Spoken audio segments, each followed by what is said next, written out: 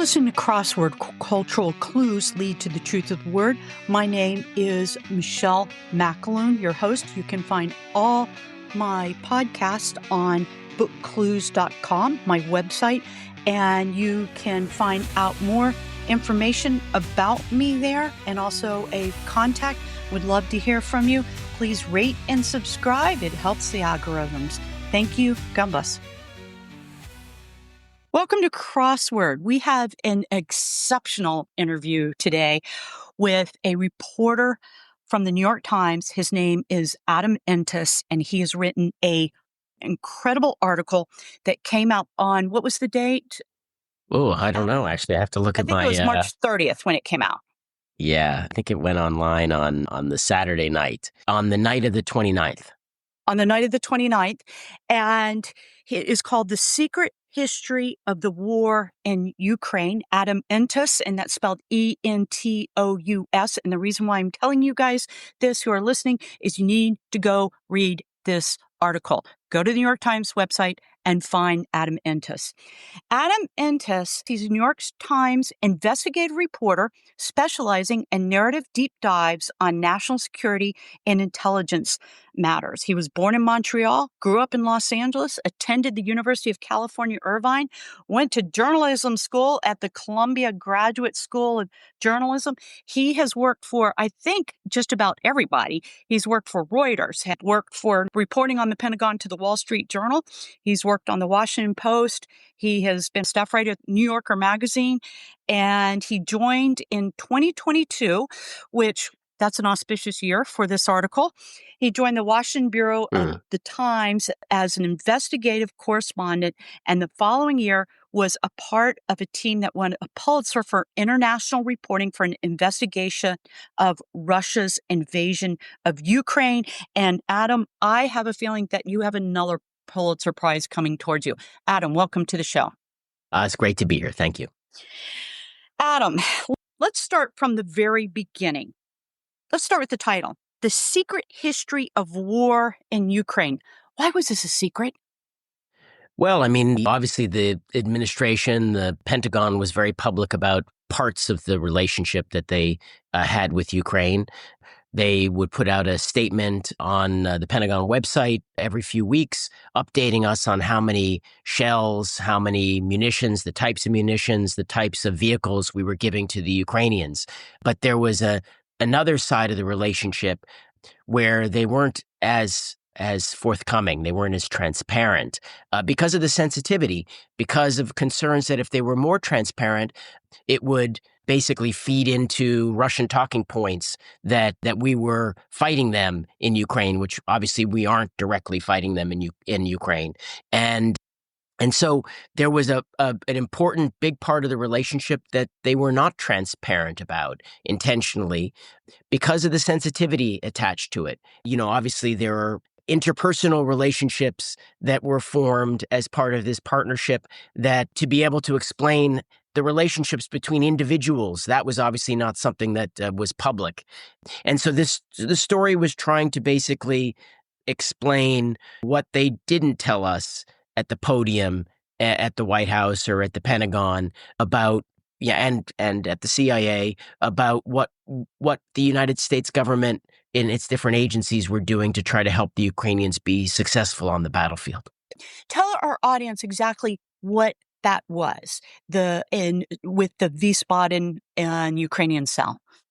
Right. So if we back up a little bit, the Russians are about to invade, and the Biden administration and the Pentagon make the decision that it's too dangerous for us to keep any U.S. military officers inside of the country. And so we had all these trainers, and we had advisors, and we had people at the embassy in uniform, and they were all pulled out of the country before the invasion because the Biden administration was concerned that if they were caught in the middle, it could result in World War III type scenario.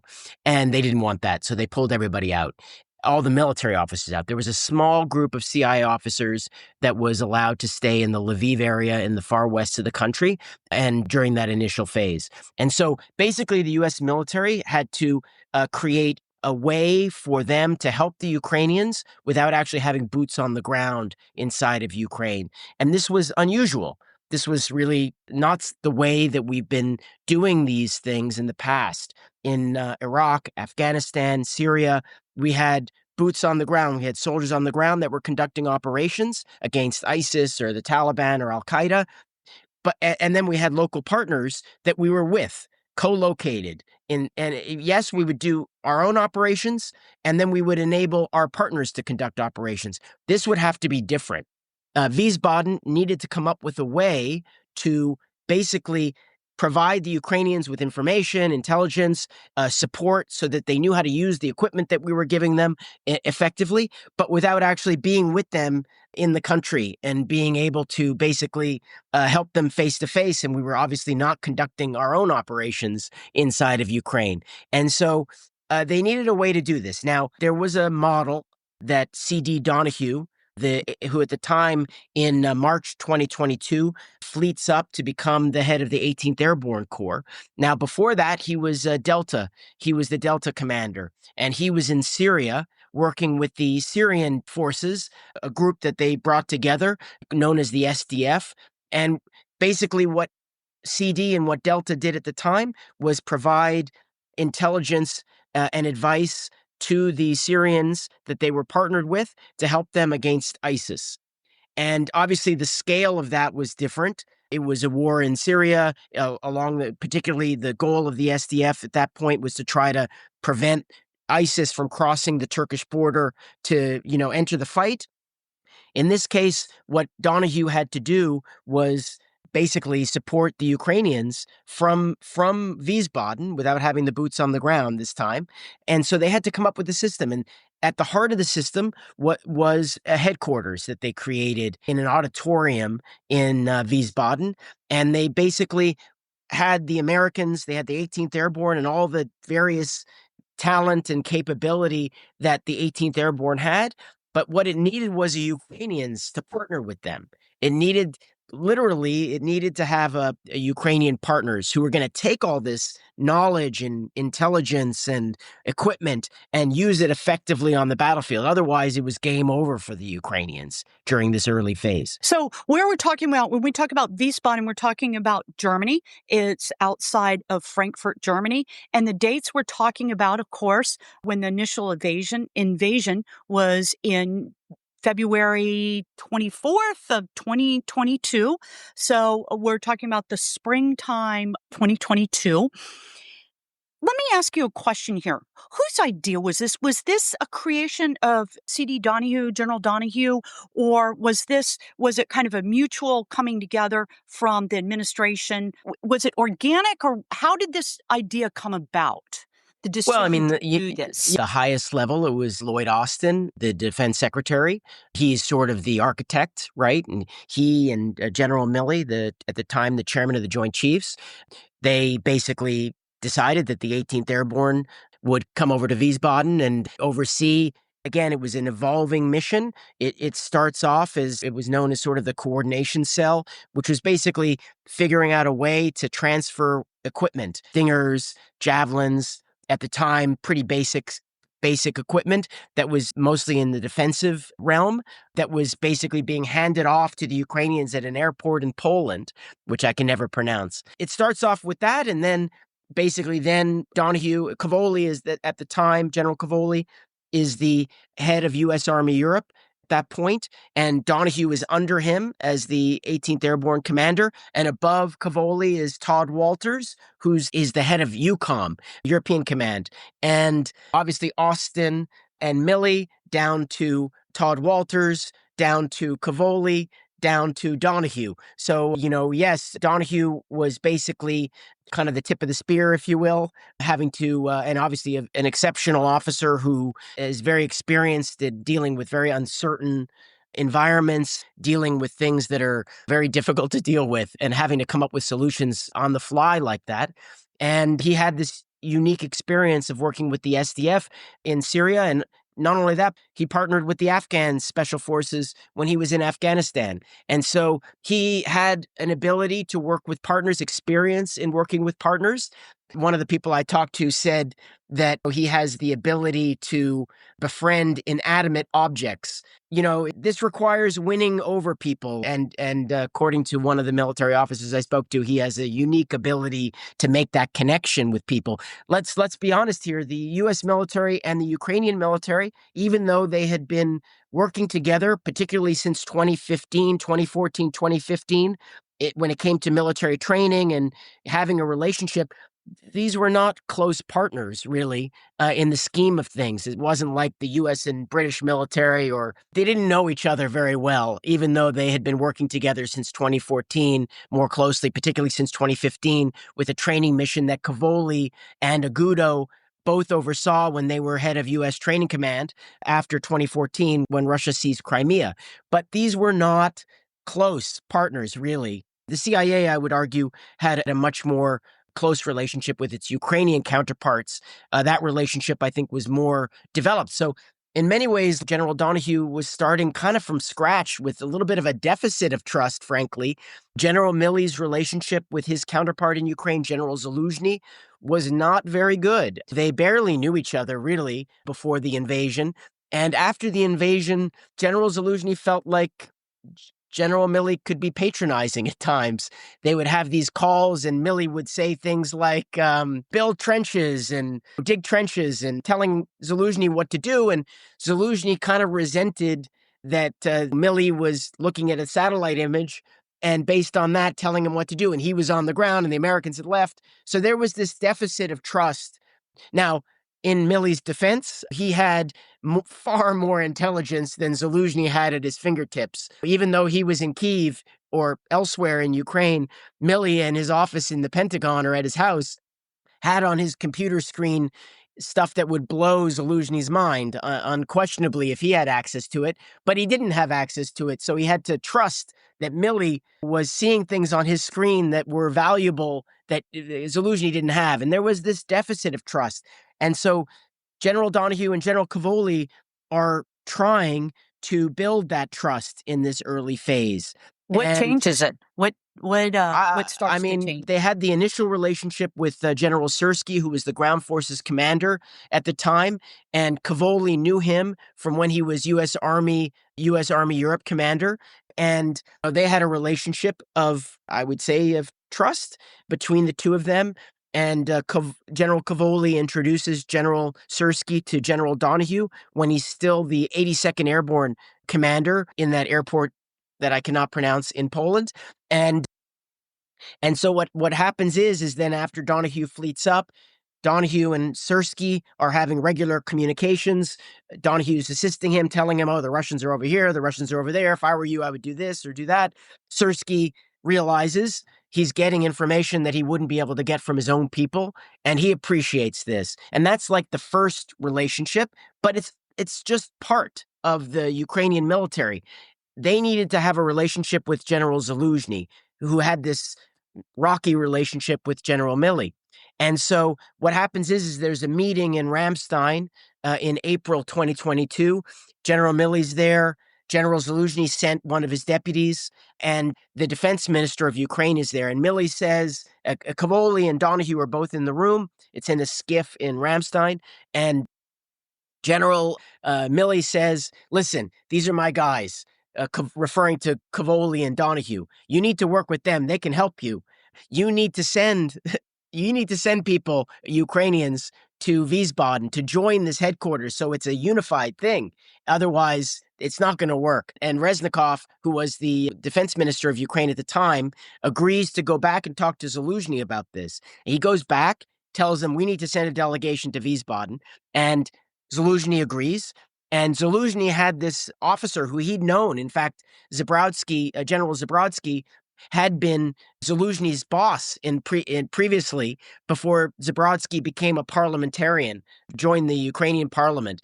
But after the invasion, after the Russians did their large-scale invasion, Zabrodsky immediately put on the uniform and headed to the bunker with Zaluzhny. And so they became close during those initial weeks, very close during those initial weeks after the large-scale invasion. Brodsky is a known commodity at the Pentagon by those who know Ukraine, because he studied in the United States. He knows He knows the U.S. military. He speaks very good English. People like General Breedlove, who preceded General Walters in the role of head of European Command, knew him and met with him, trusted him, really thought he was really a very promising partner for the United States military. And so Zabrodsky comes to Wiesbaden to meet with Donahue. And there is almost an instantaneous connection that was between Donahue and Zabrodsky. And I have met Zabrodsky, and he is really like a remarkable person that I mean, he won me over immediately. He's very earnest, very emotional, and aware of his emotions. He and Donahue immediately like brothers from, from another mother kind of situation. They have like similar backgrounds in their respective militaries from very different systems. And there was sort of a meeting of the minds between the two of them.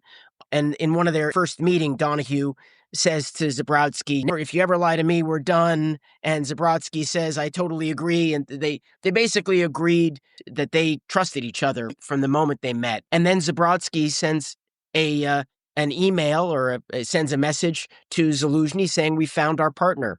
That, after that and those initial meetings. Your story really is about relationships, and I will also say about technology. As the war amped up and as the technology started flowing, so those were two components, but it was most definitely about these personal relationships that these men forged between these two armies. And I just interviewed Margaret Macmillan, and we talked about Paris 1919, the Treaty of Versailles, and it was definitely about personalities. Ultimately, our human decisions are about human personality, and war is about human personality. So, Yeah, and in fact, I would say that that's one of the things that blew my mind about this project was realizing the importance of personnel, the importance of personalities. If it wasn't Donahue, things have been different. If it wasn't Zabrodsky, how things would be different. If the commander in the South was Sersky instead of basically Tarnovsky or Kovalchuk, how this might have been different. If Zaluzhny had a different personality than he had, right? How this might have been different. I think, that I did not appreciate until I did this project the importance of personality and the connections and the disconnections. And also just like some people just are like a force of nature in a way that others aren't and can get along with other people better than others. That was something that really fascinated me about this project, is realizing the importance of that and how maybe things might have been different if the personalities were different. oh, absolutely. And the three American generals that you're talking about, Lieutenant General Tony Agudo, General Donahue, and General Cavoli, all three of them are exceptional men, exceptionally bright. They are exceptional human beings. America is really lucky to have those three men as generals and in charge, and especially in charge in this period of history. Okay, let me ask you a question. So they start off with some very rudimentary intelligence sharing, equipment sharing. When does it amp up? When do they go to the towed howitzers, the M777s? When do they actually start? And I want you to tell the story about the targets of interest, because this is very interesting. I mean, the points of interest. Excuse me. Yes, not targets of interest, points of interest. Yeah, basically Todd Walters, when he's the European commander, right even before the invasion, he basically tells all the different components of European command, reach out to your counterparts in Ukraine and establish channels for passing intelligence, right? And so the Air Force Europe is doing it, Special Forces Europe is doing it, Navy is doing it down in Navier, down in Naples, and the Army needs to do it. And Donahue's piece of it, General Donahue and Cavoli's piece of it, is the Army piece of it, right? Which is one part of it. And so there was a debate at the beginning, like, all right, like, what do we call this information that we're sending to the Ukrainians, right? Now, if this was all being done within the U.S. Army or within NATO, they would call it targets, right? Because that's what it is. But this is like not that. This is a relationship with a partner, Ukraine, which is not in NATO. It's not an ally, right? It's not technically an ally of the United States. It's a partner. And that partner force is fighting the Russians, and they have nuclear weapons. and they are quick to threaten to use them, especially President Putin. And so there was sensitivity here. And so decision was made at higher levels of EUCOM. The intel chief of EUCOM at the time basically decides, there's a debate, like, what should we call this? They decide to call it points of interest. There were reasons for that. This would be the coordinates of where the Russians are located on Ukrainian soil. And, the reason they chose points of interest was for sensitivity reasons. So it didn't sound that provocative. It sounded less provocative than calling them targets. Also, there's a logical reason to it. The Russians are moving around sometimes. They're not always moving, but sometimes they're moving. You need to have spotters on the ground that are using binoculars and identifying their precise coordinate. We call them like JTACs in our system, that are basically making sure that we have the accurate location after initially identifying their locations. So anyways, bottom line is they settle on this point of interest and system. What happens is once Zabrodsky and Donahue have this meeting of the mind in their first meeting, the Ukrainians, they start sending teams of Ukrainian military officers with different specialties to Wiesbaden to join the headquarters, to embed with the headquarters. This was something that was cut out of the story that I wish was in there. Donahue puts them in the chews. I think you guys call them chews. Right? Yeah. They're the trailers that you might find at a base in Afghanistan or Iraq or Syria or whatever. It's basically just like these inglorious sort of like living quarters. There's a camp of them over in Wiesbaden. The Americans are there, the Brits are there, the Poles are there, and now the Ukrainians move into the chews alongside their American, British, Polish, NATO counterparts, Australians, Japanese, you name it. And they have soccer games together. They have softball games together. They eat in the same mess hall. You get the sense of like integration here, which again, I wish that wasn't cut out of the piece, but the sense of brotherhood is being formed, not just at the Zabrodsky Donahue level, but at these other lower levels, these officers that are forging these connections. And what they do is they have a daily meeting every day, maybe multiple times a day, where they decide what's going on the battlefield. The Americans have these things called satellites. The Ukrainians don't have these things. And the Americans see things that the Ukrainians can't see with their satellites and sensors and all this stuff. And so in these meetings, the Americans get to tell them, okay, we're seeing this over here. We're seeing this going on over here. And the Ukrainians can say, well, our human sources on the ground behind enemy lines are seeing this over here. So it's a collaboration that's going on. But obviously, the Americans have a lot of technical intelligence that the Ukrainians don't have access to, and they're building that. But it's a process. And this is a meeting to decide, okay, what points of interest are the priorities today at this moment? And, it might be command posts because the Russians are surging command posts closer to the fighting.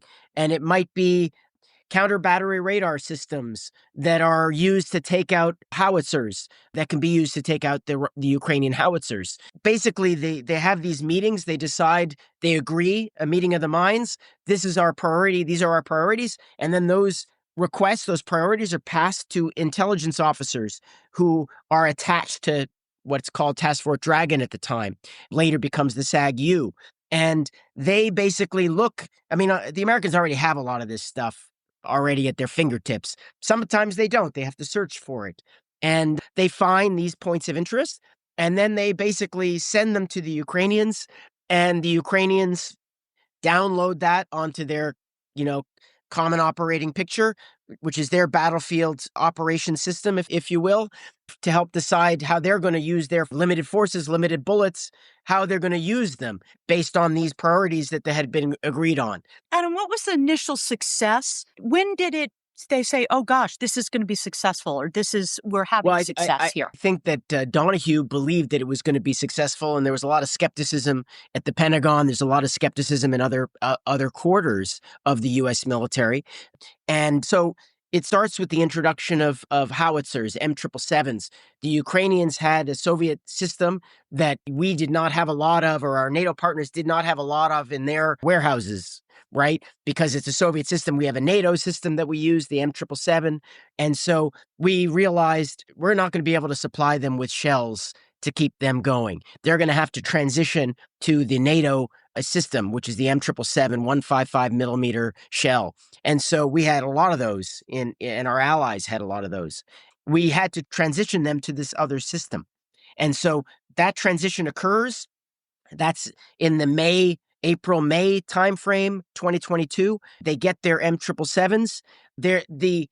In order to use them, you have to make sure that they're not going to be hit by the Russians when you use them. And there's a system that the Russians have called a Zoopark, which is a counter-battery radar system that can accurately detect the location of the M777 once it fires. And so to start the system, to be able to use your M777s without worrying as much about them being targeted by the Russians, you need to take out the Zooparks. And so the first strike using this system was taking out a Zoopark. I can't remember. It was in the east. So this is General Syrski's area of operation. And basically, this was the test of concept. Is this going to work? General Donahue, according to General Zabrodsky, is very involved in this. He is making sure he's holding their hands during this moment. He actually talks to one of the Ukrainian commanders before the shot is taken to make sure, he says something like, "Are you good?" And the Ukrainian says, "Yeah, I'm good." And again, it's that sense of this connection is being formed, right, between these guys of trust. And Donahue is obviously an American general. That guy who took the call from Donahue before the shot, is like, who the hell is this guy? Probably. And Right. Yeah. it's a sort of I think a remarkable moment. I always wanted to track down that Ukrainian guy and ask him what was that like to have that conversation with this American general. What happens is the Ukrainians have to kind of trick the Russians to turn on the system, turn on the Zoopark, which is basically a radar system the Ukrainians had to shoot towards the Russian lines to get the Zoopark to turn on its radar. The American intelligence agencies can detect when that system goes up. They can pinpoint its location based on its emissions. Somehow, I don't know how this works, but it detects it and gets the precise coordinates. That point of interest, those coordinates are fed to the artillery crew in Ukraine, and Donahue's on the line, on the phone. This failed. It's it's sort of game over. Right. Yeah. Right? Like, Yeah. a lot was riding on success here. And so that first shot is taken, and everybody's like, we can do this. This worked. The Zoopark lights up, M777 fires, takes out the Zoopark. The Americans can see on the satellites that the Zoopark was hit. We tell the Ukrainians success, then their M777s can start moving forward in that area of the battlefield, right?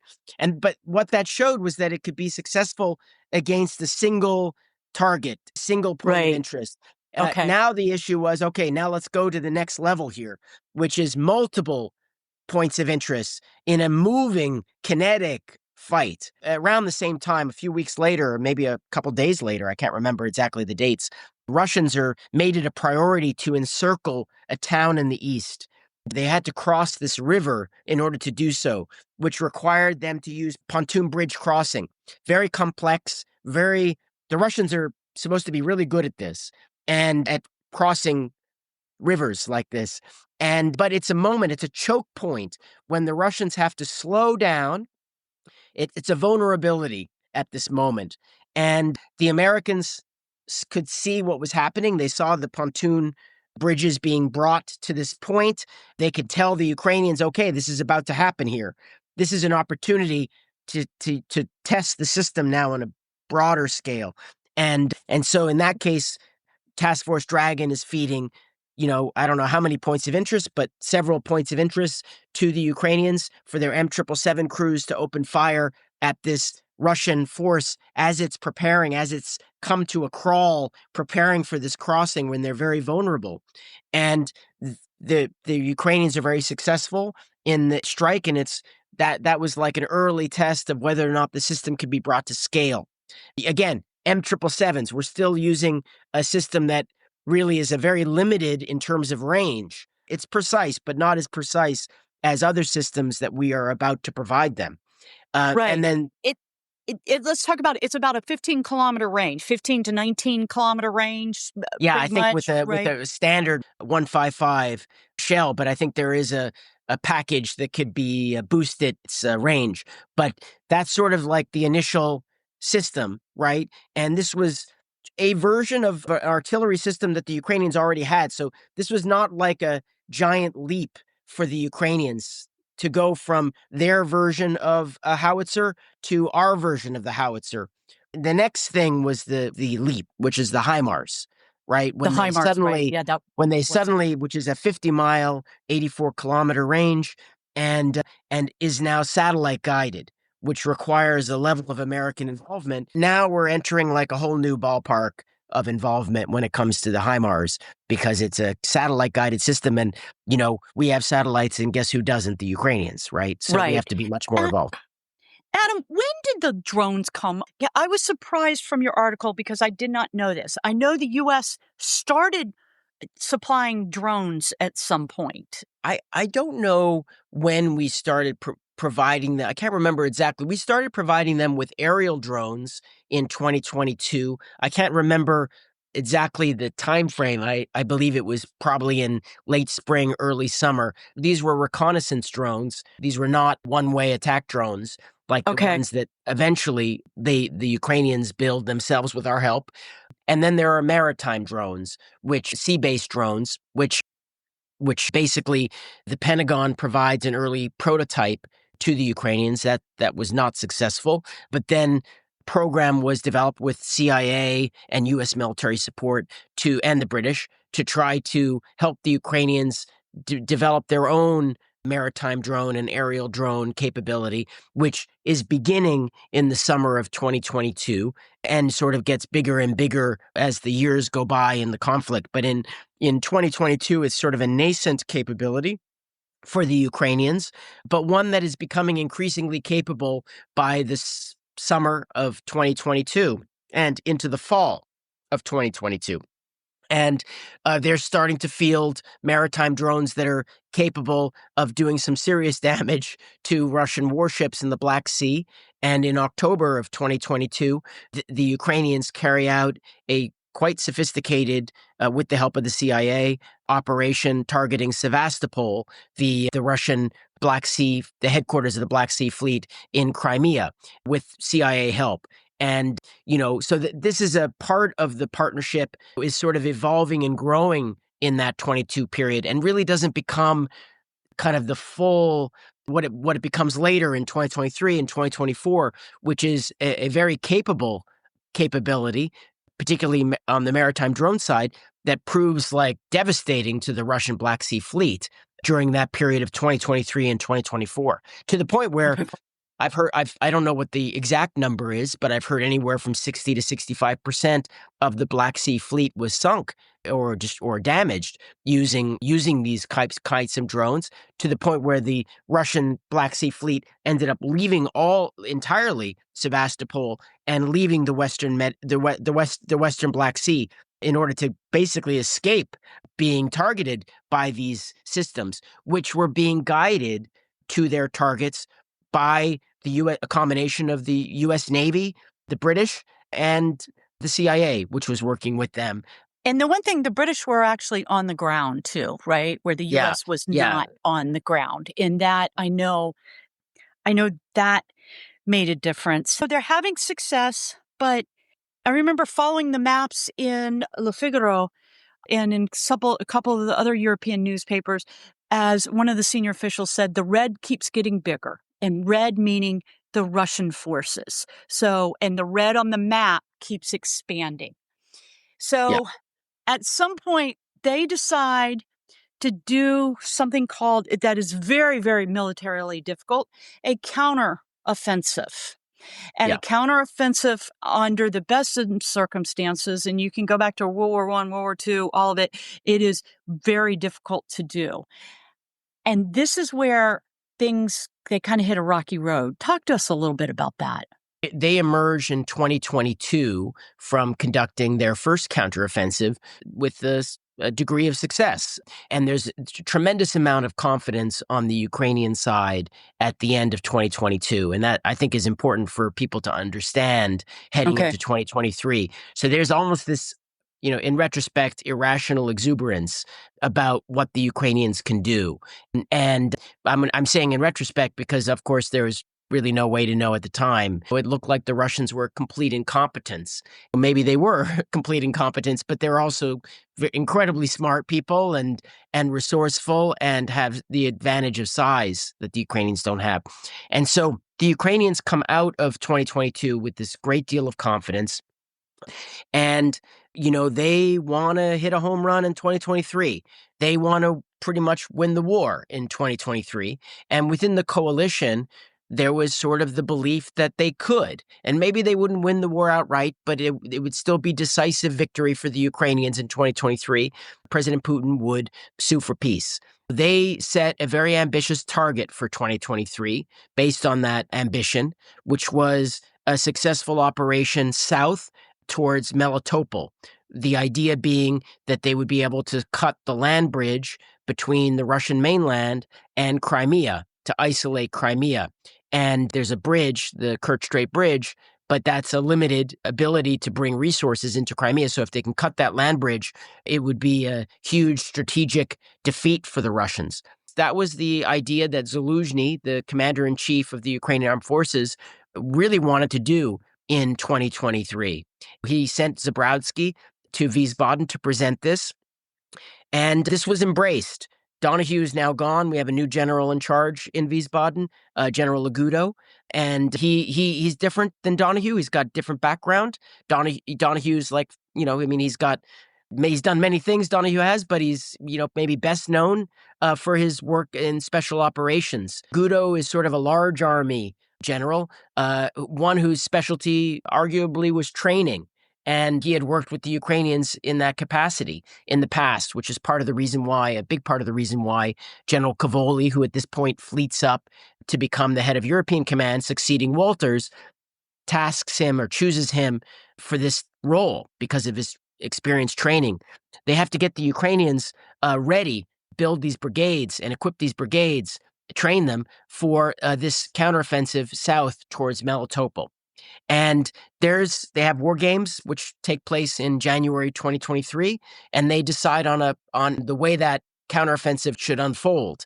There will be a supporting line of effort, which was going to be in the east, led by General Syrsky, to put pressure on the Russians in Bakhmut, where the Russians were investing a lot of their forces in the Bakhmut area. Syrsky would do a supporting line of effort there, really a feint, to try to convince the Russians that this was the Ukrainian priority. And then from Bakhmut, his forces would move in the direction, or make it look like they were going to move in the direction of Luhansk, which Putin annexed and so it was really important to Putin. And so the idea is if the Russians saw this activity in the east in Bakhmut in the direction of Luhansk, they would freak out and rush their forces to that area. And in theory, this would create an opening in the south, which would be the main effort under the plan that they came up with in Wiesbaden during these war games. And that would be a thrust down towards Melitopol, with concentration of Ukrainian forces and ammunition in that direction. And the American strategy is you got to pick your main effort, and you can't spread your forces too thin. But they had an agreement on what to do that emerged out of these war games. But it was clear that General Syrsky in the east, was not of the same opinion as General Zaluzhny. He thought the fight in the east was more important than the fight in the south. Do you know why? Well, he was the commander in the east, and that's where the Russians were investing their bulk of their forces, was in the east. And if we look at what they're doing today in Pokrovsk and other areas in the east, the Russians have been incredibly consistent on wanting to gobble up the east, right? Right. And that's correct. So Syrsky, I don't think Syrsky's necessarily wrong. I don't understand it necessarily, but I think the Americans really didn't understand it. Why this obsession with Bakhmut? But I asked that same question this morning. Why the obsession with Bakhmut? I don't think we understood their obsession with Bakhmut, but that was their obsession, and we can tell them what we think they should be obsessed with, but we can't make them obsess about the things that we're obsessed with, I guess. And so Syrskyi had a disagreement, and I would say, or maybe an honest disagreement, I don't know, with Zaluzhny and the Americans. He thought Bakhmut, Luhansk was the game and the most important game. And the Americans, Kavoli, Agudo, and Zaluzhny thought that the South and Melitopol was the place. And the story says that General Agudo has a conversation with Syrskyi to make sure that he understands what the priorities are going to be, that it's going to be the South is the priority and he's the secondary priority.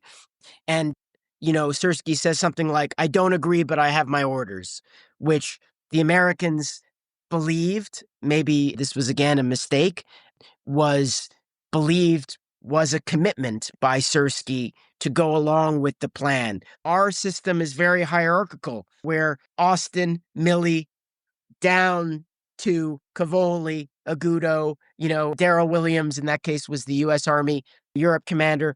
There's a unity of command in our system that's very central to our system. And maybe we made the mistake of thinking at that point that there was a similar unity of command on the Ukrainian side, which actually did not necessarily exist.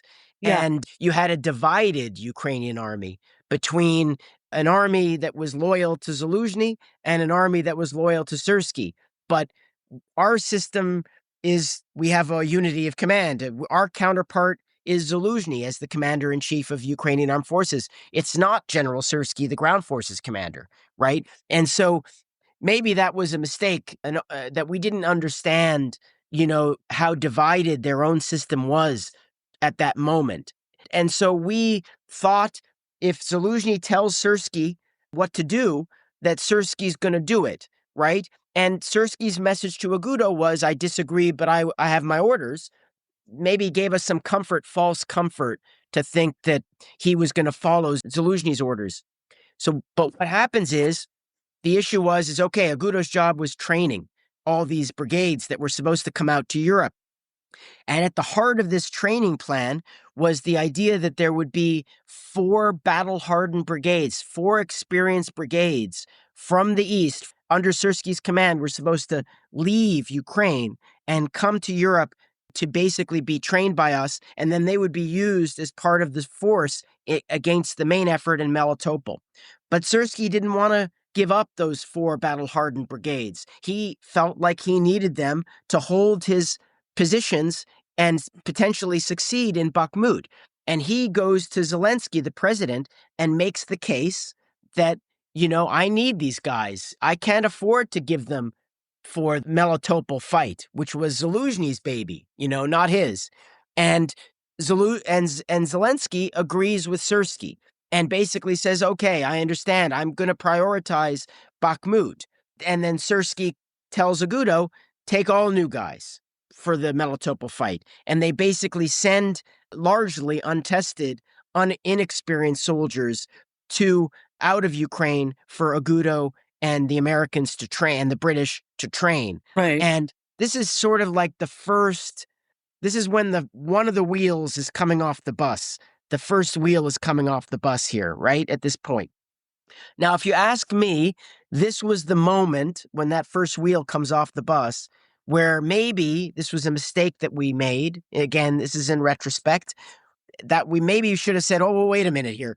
Do we actually have an agreement anymore about what this counteroffensive in 2023 is going to be?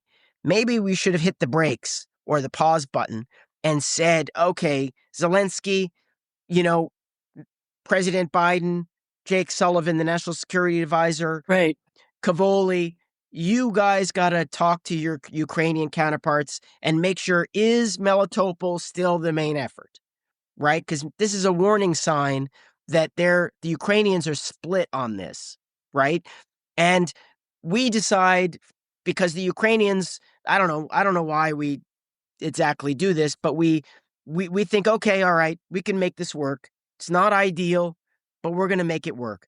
And these guys come out, these unexperienced brigades come out to get trained, and they're in their 40s and 50s. Yeah. And yeah.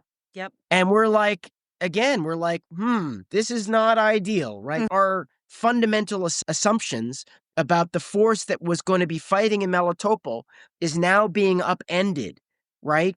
And again, that's the second wheel is coming off the bus now.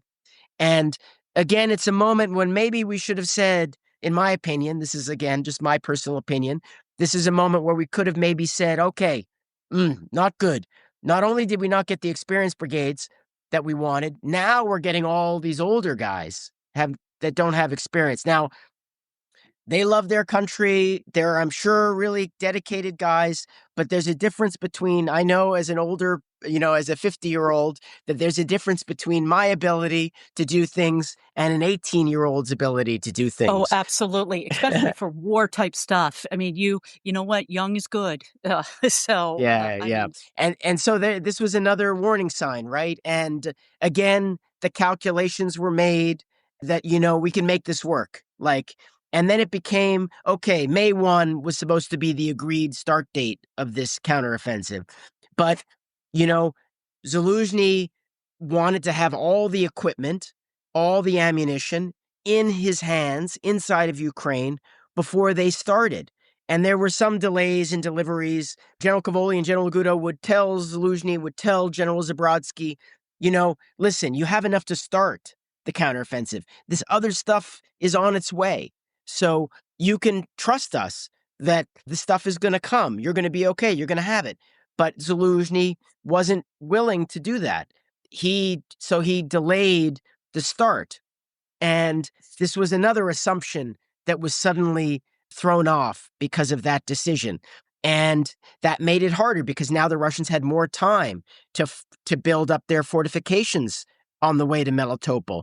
They had more time to build brigades and push them into the fight. And all the numbers that had been crunched and carefully calculated to make this work, because it's in some ways a numbers game here, the numbers didn't add up the same way. And this is another wheel that's coming off the bus. And maybe that was a moment when they should have said, maybe we should hit the brakes, but they don't. Instead, the decision is made to proceed, right? And there's a very telling moment where Zabrodsky is in Wiesbaden and Kavoli has tears in his eyes and he says to Zabrodsky, you gotta go. You gotta launch this counteroffensive. If you don't, you're going to lose the war. And Zabrodsky says, I agree with you, General Kavoli, but I'm not the president of Ukraine. I'm not the supreme commander. But he says something to the effect of, I should have cried along with him. Zabrodsky and Agudo brief Milley on the plan in Wiesbaden when Milley's visiting. And after the briefing, Milley says, are you guys really committed to the plan? Are you guys going to change the plan? And Zabrodsky says, no, we're not going to change the plan. We're going to stick with the plan. And of course, when Zabrodsky says that, he believed that that was true. And, this again is part of the disconnect when you're operating remotely like we are, where, Zabrodsky's on board. He's got that sense of brotherhood. He's got that sense of trust. But there's a whole other thing going on in Ukraine that we're not part of. What would have changed that reality? Would a cell inside of Ukraine been able to change that? That might have been able to help. It might not have been possible to change that. It's impossible to really know. Not understanding their culture, not understanding their dynamics of what they were working under? I think to a certain extent, we didn't understand at that point, but we were beginning to understand it, the role that Zelensky was playing in micromanaging some of these decisions. We didn't, I think, understand how weak Zaluzhny was within the Ukrainian system. We didn't understand the internal politics within the Ukrainian military. I mean, we had inklings that there were divisions, but I don't think we realized how stark those divisions were. We didn't really get that until it was kind of too late.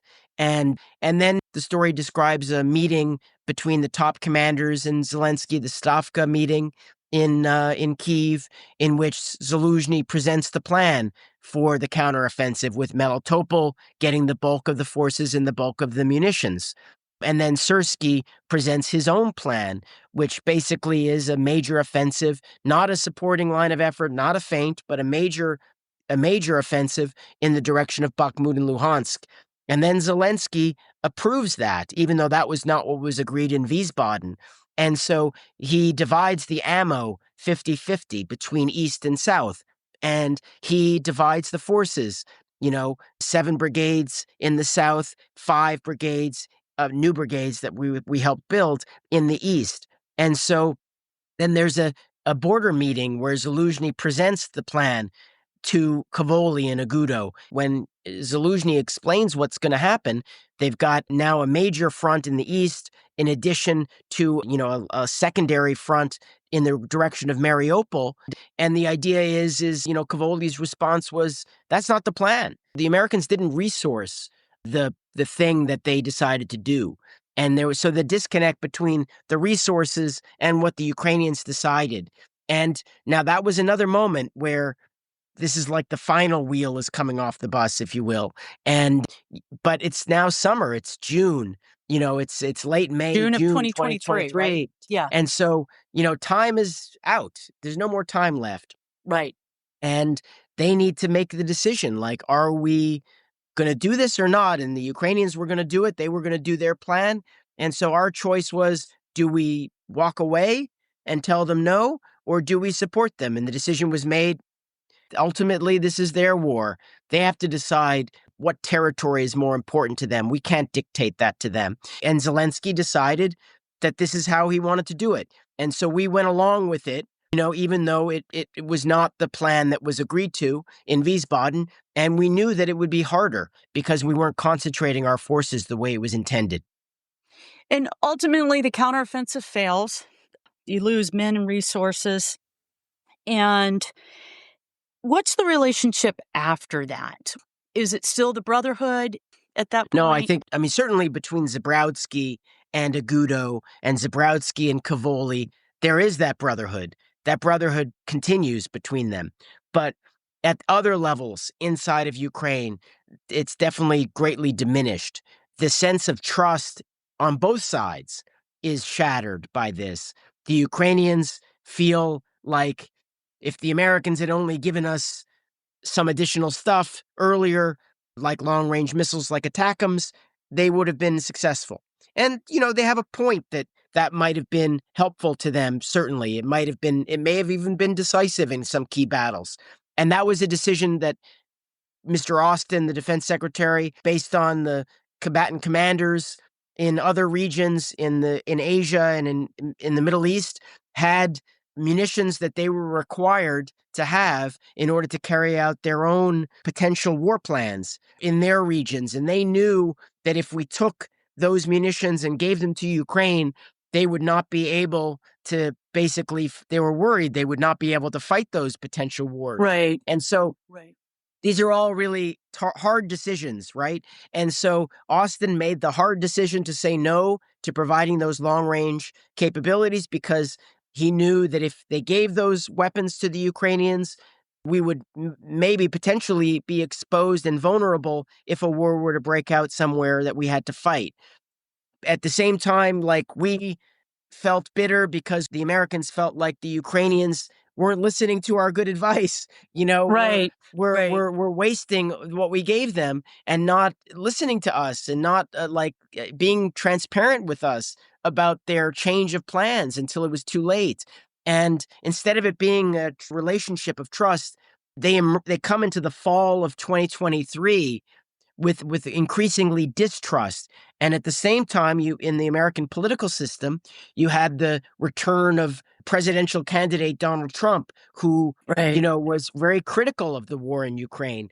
And his allies in Congress were agitating to cut off funding for the war in Ukraine. And so you kind of had this perfect storm in late 2023 where confidence was shattered by the disconnect over the 2023 counteroffensive and the failure, and then emerging doubts in the American political system about continued support for the Ukrainians.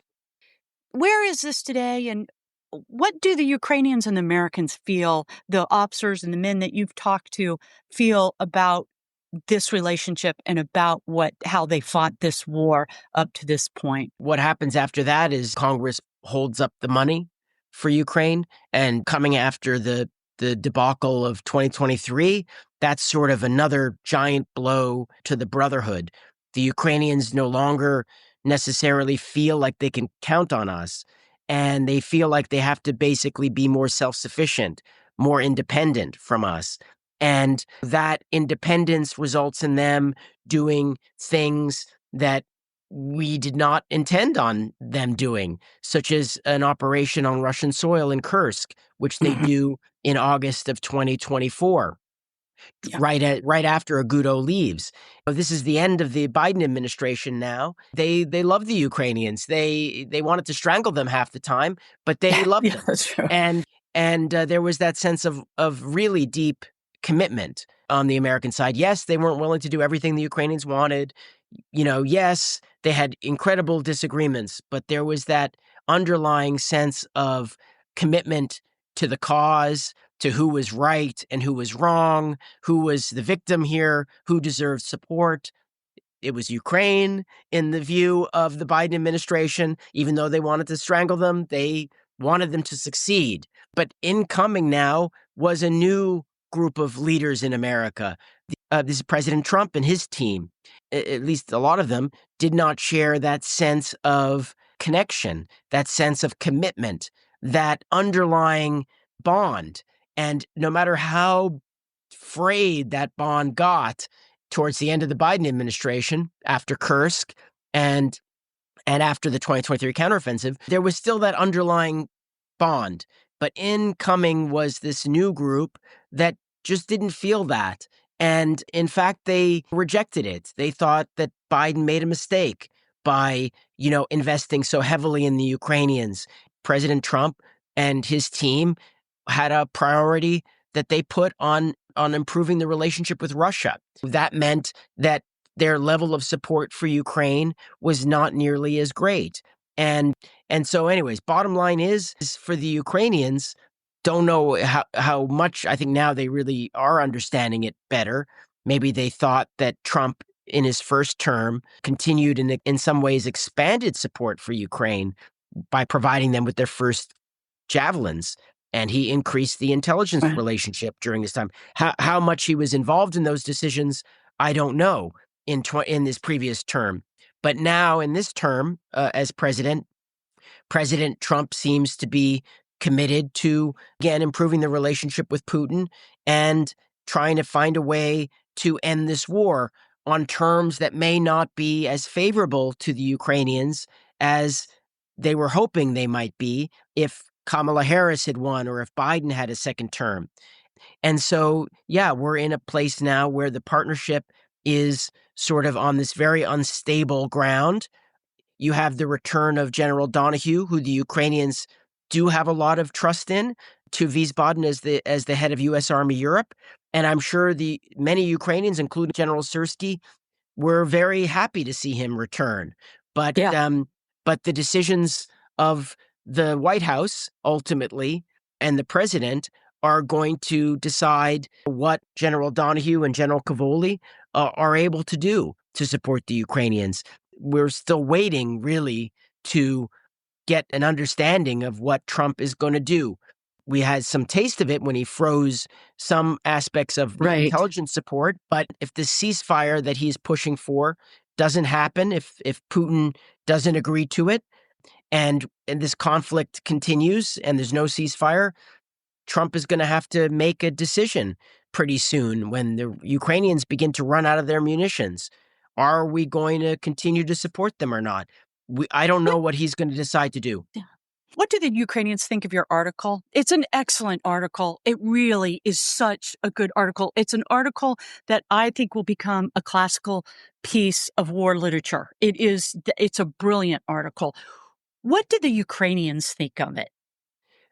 I've had mixed feelings from the Ukrainians. It depends on, I think some of the Ukrainians think it are very proud of the article, and they're proud of what it describes and the bonds that were formed. And they were also happy to see detailed reconstruction of what worked and what didn't work.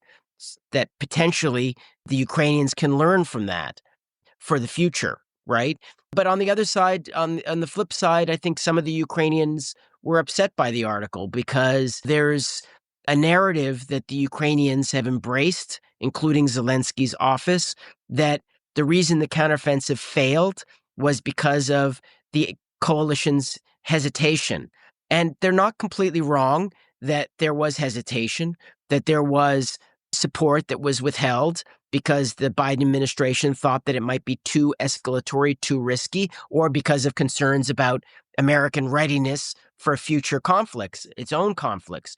You're talking about like the So HIMARS and the ATACMS, right? Yeah. yeah, exactly. And so there was, the Ukrainians have a point that the Americans were not willing to basically give everything they had to help the Ukrainians be successful. But then if you look at it from the American perspective, there were things that the Americans thought the Ukrainians could have done to make themselves more successful, such as bringing younger soldiers into the fight, 18-year-olds into the fight. And yeah, and the way they divided their forces and their munitions instead of concentrating them. So, both sides have a point. Ultimately, what were the bigger factors in the course of the conflict from the American perspective? The bigger factors are guys holding guns more than attackums. It's, how many soldiers do you have to fight, to take territory? You can use attackums and take out Russian targets in the deep as much as you want, but unless you have the soldiers to move forward and take the terrain, you're not going to gain territory. But from the Ukrainian perspective, the reason why they didn't advance to take that territory was because they couldn't hit them in the deep or across the border until very late in the game. And the Americans just didn't have very many attackums, long-range munitions, and the Brits don't have very many Storm Shadows, and the Right. French don't have that many scalps. And so the limitations in production on the American and the West side, the limitations on that production and the ability of the Russians to get their production up, there was an asymmetry of production side that I think is also, in addition to the number of forces, a critical factor here, where the Russians treated this as an existential threat and they mobilized their defense industry to produce the shells at an extremely fast rate. We did Yeah. not, on our side, do the same thing. And so in addition to the number of forces, you have an asymmetry of production. And so those are all factors. Historians are going to look back and hopefully be able to get a better picture of all the factors that influenced the course of this. And I obviously wasn't able to do that with the same hindsight that future historians will be able to do. So it's a very complicated picture, and both sides obviously have reason to believe that things might have been different and decisions might have been different. And the course forward is super unknown at this point. Absolutely. And we don't know. Absolutely. But I tell you, your contribution to documenting this, especially so soon after it happened, is going to be, I think, an invaluable contribution going forward in helping us to understand this war. And it's not just because I'm living in Wiesbaden, Germany. This is an important piece of work that you have done. One last question. You've spent so much time with me, and I really, really appreciate it. But what did you learn coming from this? You cover war. You've covered Gaza, Hamas. You've covered the Middle East. Yeah. You've seen conflict. You've seen violence. What did you get from this? The rub against the Biden administration was that they hesitated. They didn't do enough. I was surprised by how much we were actually doing. I mean, some of it was the CIA, and I was surprised by that. And I think I also emerged with a newfound appreciation of the importance of personnel and personalities. The American generals, but also critically the Ukrainian generals, and their different personalities, their different levels of trust, their different risk tolerances. For example, General Sodal, the Marine general who was in charge of the Mariupol fight, he was an eager consumer of advice and points of interest. Agudo would send them to him, and he would act on them. There was very little hesitation on his part. But the commander in the South, the most important commander during the counteroffensive, General Tarnowski, had a different take. he was much more cautious. He wanted to validate all the intelligence that he got from General Agudo using drones. This slowed the whole process down. It took away one of Ukraine's advantages, which was speed in addition to precision. Imagine if General Soto was the commander in the south. Might the 2023 counteroffensive succeeded? Would General Syrskyi, if he was made the commander in the south, which was one of the proposals that was made at the very end, would it have been different? Yeah, we don't know the answers to that. No, but we don't. Personalities, the predilections of individuals, their willingness to push the envelope, take risk, not be overly bureaucratic, really, seems to me like incredibly important, and in many ways, maybe the most important Absolutely. fact. Yeah, absolutely. It comes down to our humanity. I mean, I don't care about the Yeah. technology and about it's our humanity at the very end. And you know what? Our understandings and our sin and everything that goes into making us who we are. It really is. I cannot thank you enough for the time that you've spent to explain this article, to talk about your experiences. We are going to be looking for your future work because I know you've got some great pieces coming up on probably a lot of different corners in the world, but hopefully especially is keeping our eyes open to what has happened in Ukraine because it is important. It is so important. It's important to Europe. It's important to the U.S. So I really, really appreciate it. No, thanks for having me on. I appreciate it.